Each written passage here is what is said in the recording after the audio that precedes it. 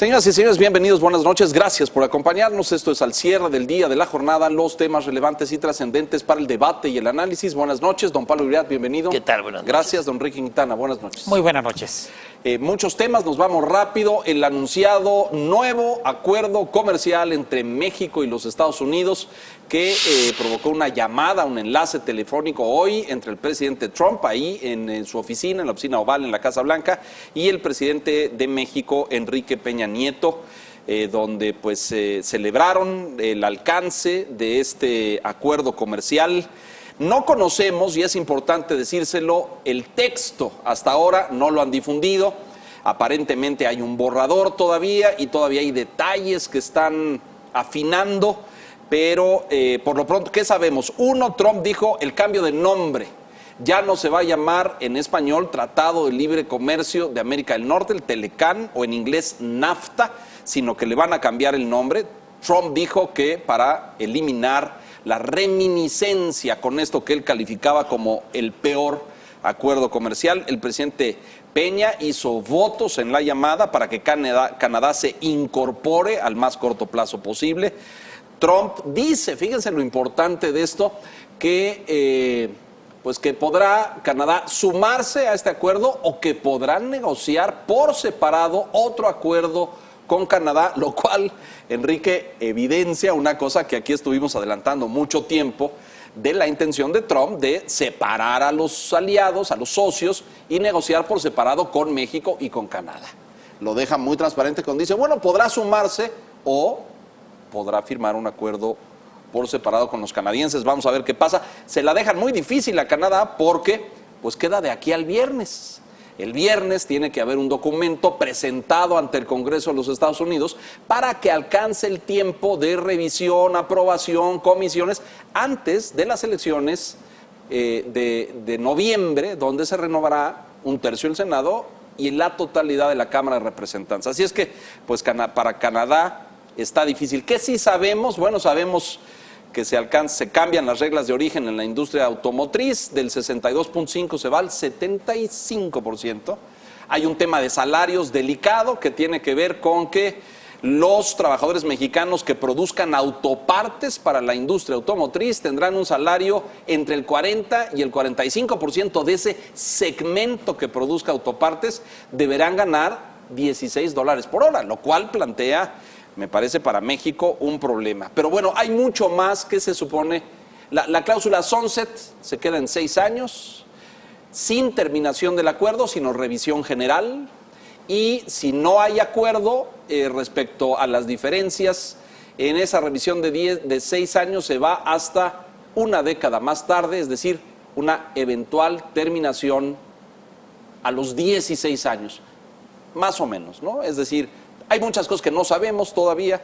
Se eliminó el tema de la estacionalidad, que salimos ganando en esa, me parece, y aparentemente el panel de controversia se queda con expertos internacionales, no en jurisdicción de tribunales estadounidenses, como quería el gobierno del señor Trump, ¿no es cierto? Hay varias incógnitas. Este tratado puede verse pues como un vaso medio lleno, medio vacío. Este acuerdo, porque todavía no llega al nivel de tratado, falta la redacción final. Vaso medio lleno.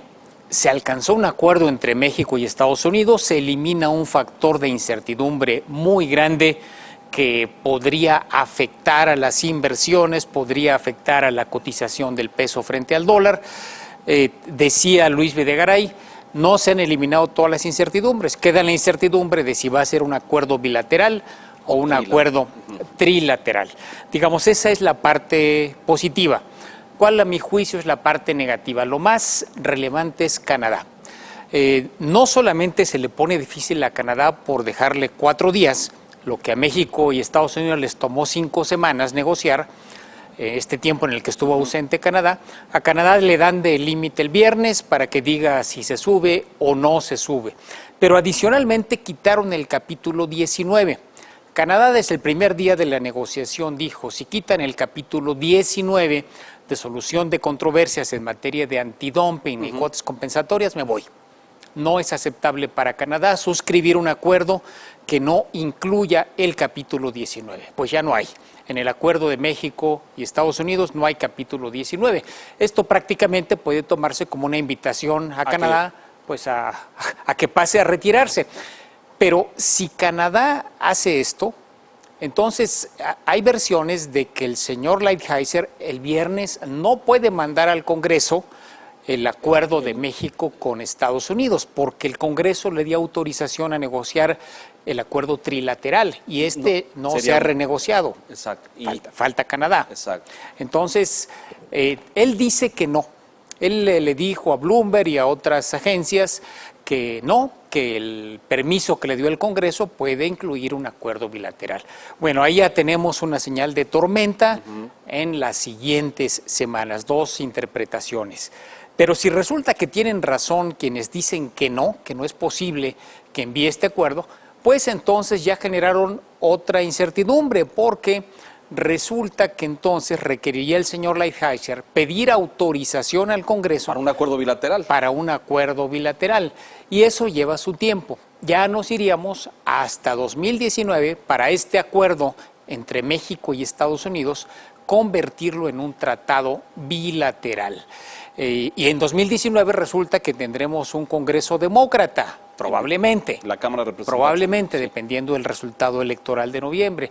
Y con un Congreso demócrata a lo mejor ya se complica la negociación y se piden otras cosas y de nuevo hay que sentarse con los norteamericanos para negociar de nueva cuenta.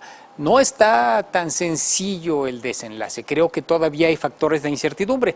Y eso se expresa en que muchos pensaban que el dólar se iba a caer cuando esto se anunciara y no se cayó. De hecho, al revés, después de conocer el contenido. Y hubo un repunte. Se fue para arriba y ahí tenemos en pantalla. Ahí está la gráfica. 18,81 en este momento, más arriba que en la mañana. Sí, para ponerlo en un plano un tanto esquemático, simplificado diría, creo que va ganando Trump. Trump es un enemigo de los bloques comerciales. Trump desechó el TPP. Trump estuvo en favor del Brexit y ahora Trump hasta ahora está rompiendo el Tratado de Libre Comercio de América del Norte. Entre 3 socios. Porque sí, ya no sería América del Norte, ya sería un tratado, un acuerdo comercial bilateral México-Estados Unidos. Se puede decir, viendo el vaso medio lleno, para seguir con la metáfora de Enrique, que de lo perdido lo que aparezca. O sea, está dentro de toda la fobia por la apertura comercial que tiene el presidente de los Estados Unidos y en alguna medida nuestro presidente electo, por lo menos nos quedamos con un tratado bilateral. Hay que ver, me preocupa porque esto rompe con toda la filosofía del Tratado de Libre Comercio, de ser un bloque hemisférico en comercio con vistas a un siguiente paso de integración, que no solamente circulen las mercancías, sino que también los seres humanos. Esa es la idea, y presentarnos ante el mundo como un bloque mucho más allá de simple comercio. Bueno, ni tan simple. Ahora, me llama la atención el capítulo energético que se incluye. Me gustaría conocer la letra chica, el detalle. Falta mucho por conocer, pero a simple vista, si queremos ver el vaso medio lleno, bueno, por lo menos va a seguir un acuerdo comercial con Estados Unidos cuya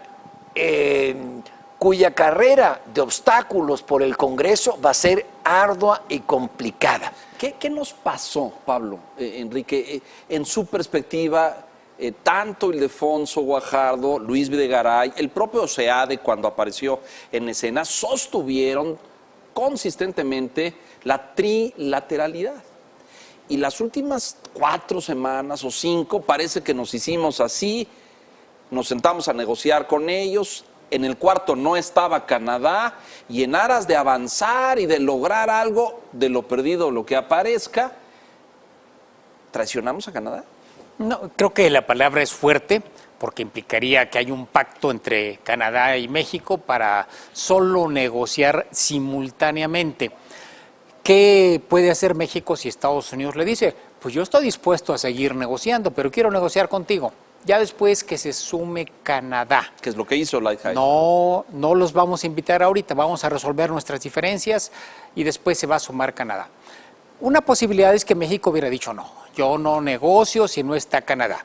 Y esa misma posibilidad por parte de Estados Unidos hubiera sido, bueno, ni modo, yo quiero negociar contigo, si no quieres negociar hasta que esté Canadá, pues es tu problema. Creo que uno de los escenarios nada despreciables era haberse quedado sin tratado. Ante esa postura. Ajá. Y que Trump hubiera dicho, como lo dijo en la carta a López Obrador, pues ya seguiré otro camino, exploraré otras opciones. Entonces, creo que México jugó a sus intereses, como Canadá al principio también lo hizo. Anunció que iba a jugar a los suyos. También lo hizo.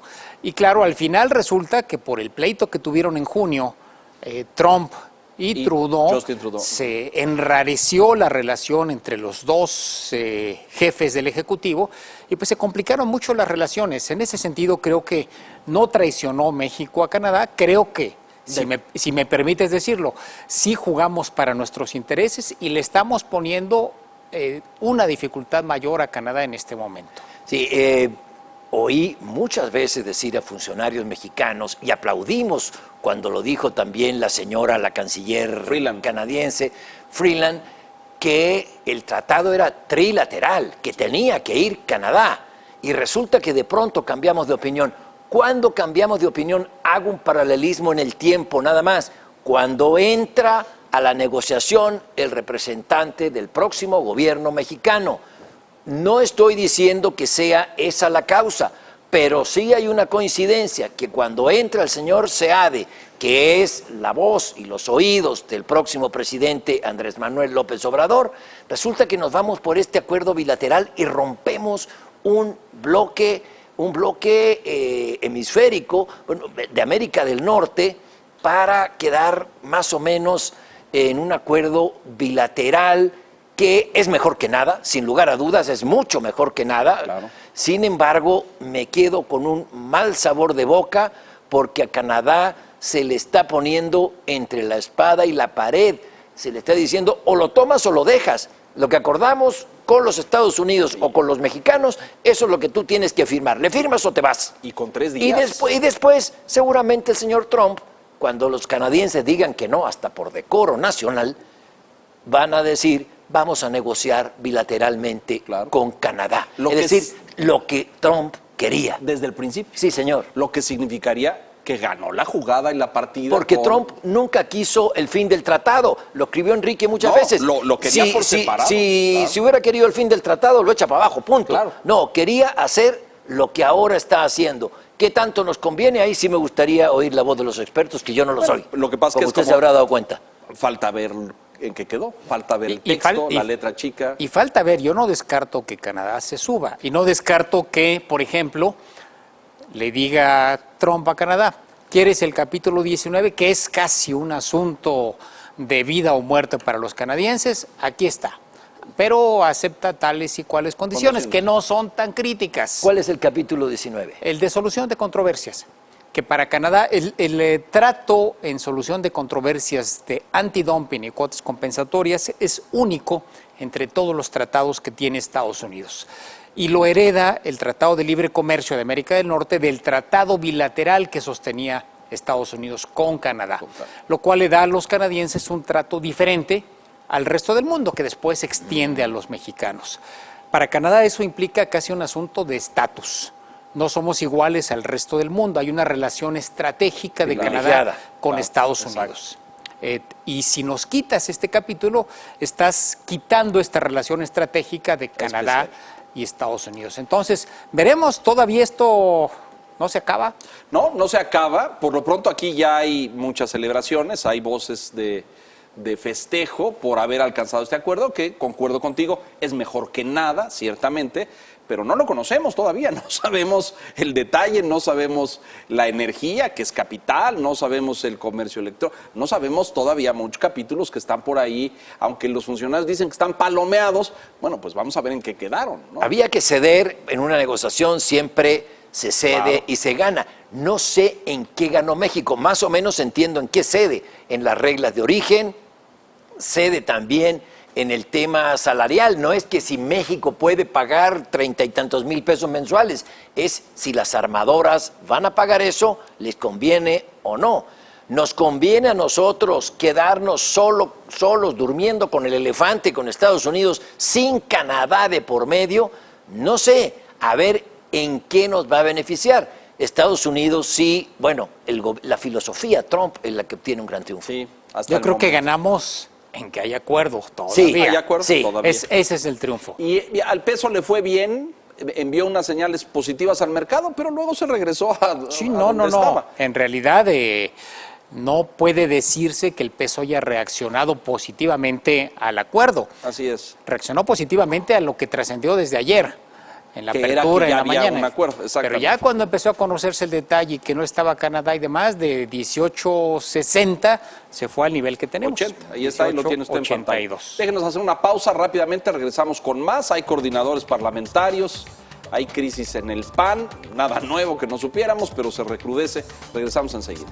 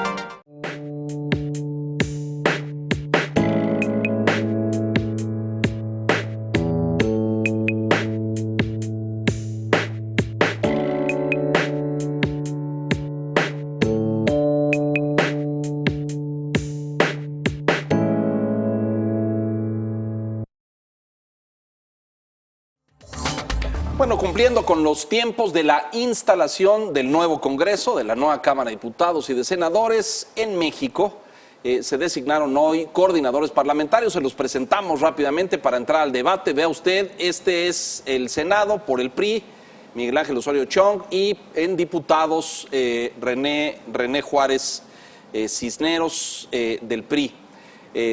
Coordinadores que ya conocíamos. Vea usted los del PAN, ahorita le vamos a entrar en detalle a esto, porque este señor, Damián Cepeda, pues era hasta hace 15 minutos el presidente del partido, dejó de serlo para registrarse como coordinador parlamentario y ahora regresó a ser presidente. Una hazaña verdaderamente digna de los calificativos de menor transparencia y limpieza en el sistema político. Y Juan Carlos Romero Hicks, que, bueno, pues ha sido un panista, ya lo fue en el Senado y ahora, este es de los chapulines, ¿no? De los que pasa de una cámara a otra. El señor Mancera, coordinador de los senadores en el PRD, que son muy pocos, y Ricardo Gallardo en diputados. Y esto es Morena, vea usted, finalmente Mario Delgado. Allá había un forcejeo, estaban en la lista, estaba Dolores Padierna, estaba Pablo Gómez, finalmente Mario Delgado, con el apoyo de casi 170 y tantos de 190, que son los diputados de Morena, obtuvo la coordinación, y Ricardo Monreal en el Senado. Así quedan los coordinadores de las bancadas de las fuerzas más grandes. Evidentemente están los demás partidos chiquitos. ¿Cuál es tu lectura de esto? Mira, mi lectura es que tanto PRI, con una bancada muy disminuida, y el partido Morena resolvieron muy bien sus temas de coordinación. sus temas, exacto, el tema de sus coordinadores. El PRD es curioso, y esto es para refregárselo al PAN. El coordinador de los senadores del PRD llegó al Senado plurinominal por el PAN, es decir, es parte de ese batiburrillo que fue el Frente, promiscuo por lo demás. Ahora Xóchitl Gálvez está hablando a nombre del PAN cuando llegó por el primer lugar de la lista plurinominal de los senadores del PRD. Y tenemos el caso, lo que tú mencionabas, bochornoso. De Damián bochornoso Cepeda, ¿no? De Acción Nacional. Damián Cepeda, presidente del PAN, medita y decide que el mejor para ser el coordinador de los senadores, el con mayores aptitudes y capacidades para la unidad, es Damián Cepeda. Es el mismo. Eso es de vergüenza. Esto nos habla del cacicazgo que hay en el Partido Acción Nacional de Ricardo Anaya. Romero Hicks también es del grupo de Ricardo Anaya, lo es Damián Cepeda, lo es el Marco candidato Cortés. del anayismo, que es Marco Cortés. Es decir, el partido que delineó su perfil histórico en México en el combate a los cacicazgos regionales, hoy es propiedad de un cacique derrotado, apaleado en las urnas como fue Ricardo Anaya.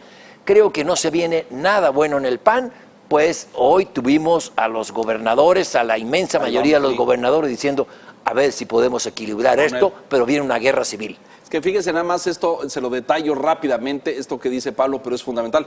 Damián Cepeda es presidente, pide licencia a la presidencia de su partido, se autodesigna coordinador de la bancada en el Senado y luego regresa a tomar su posición otra vez como presidente del partido. Inaudito, ¿no? Inaudito.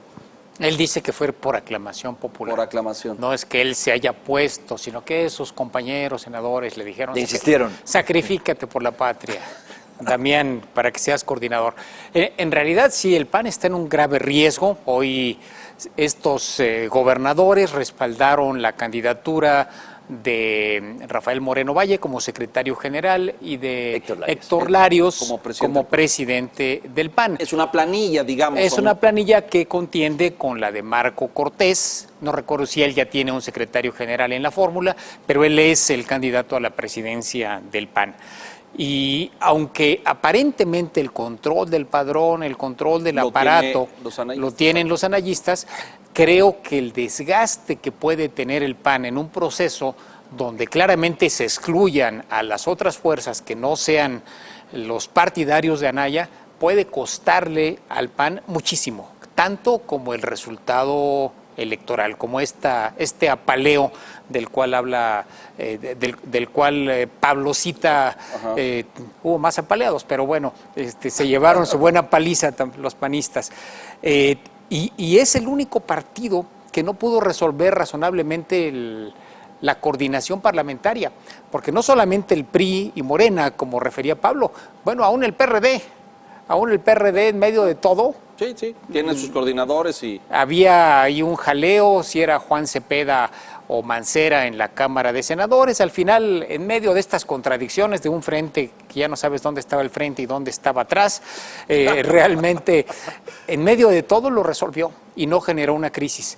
El único partido que está generando una crisis en este proceso de definición de su organización parlamentaria es el PAN. Imagínense. El tema fundamental de la sucesión en el liderazgo del partido por esta pareja ahora entre el señor Larios, Héctor Larios, un panista de larga trayectoria, y Rafael Moreno Valle, es justamente el tema del padrón. Y nos decía aquí Roberto Gil en una entrevista que le presentaremos en un momento más en La Silla Roja, ellos tienen el control del padrón, entonces te dicen, a ver, dame el padrón para que yo pueda ir a hacer campaña, porque la votación, recuerden ustedes, es cerrada, es solamente los 200 y tantos mil militantes del PAN, y dice Gil, y dicen, bueno, dame el padrón para que yo vaya a hacer campaña y a pedirle su voto, y dice, te dan 3 cajas, y dicen, ahí búscale, es decir, ¿dónde están los simpatizantes? ¿Dónde está el registro? Eso solamente lo tiene estos señores, Cepeda, Anaya y Marco Cortés. Sí, 2 apuntes sobre lo que mencionas.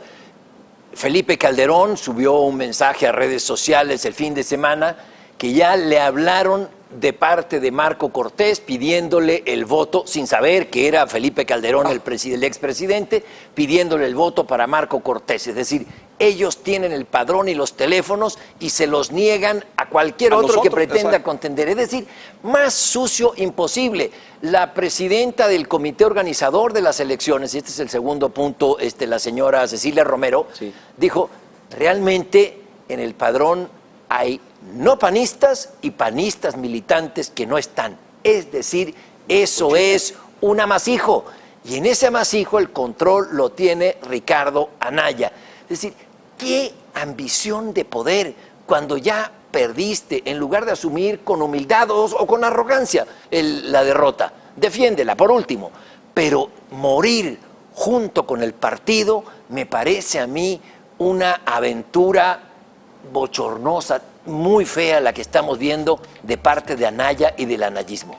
Se libró la batalla dentro de los morenistas y se disciplinaron a favor de Mario Delgado y según vi, ni la señora Padierna ni Pablo Gómez repelaron sobre el resultado. No, me parece que es relevante porque Mario Delgado tendrá a su cargo la fracción más numerosa.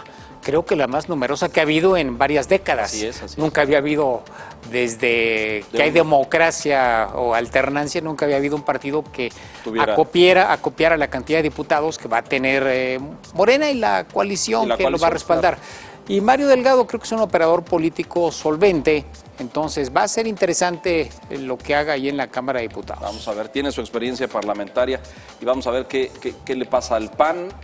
Pablo, gracias, buenas noches. Gracias. Enrique, gracias. Y no se despegue porque buena parte del análisis nos lo da Roberto Gil Suart, un panista que se resiste a irse del partido, como otros varios, y que quiere dar la batalla adentro. A continuación, en la Silla Roja. Gracias, buenas noches.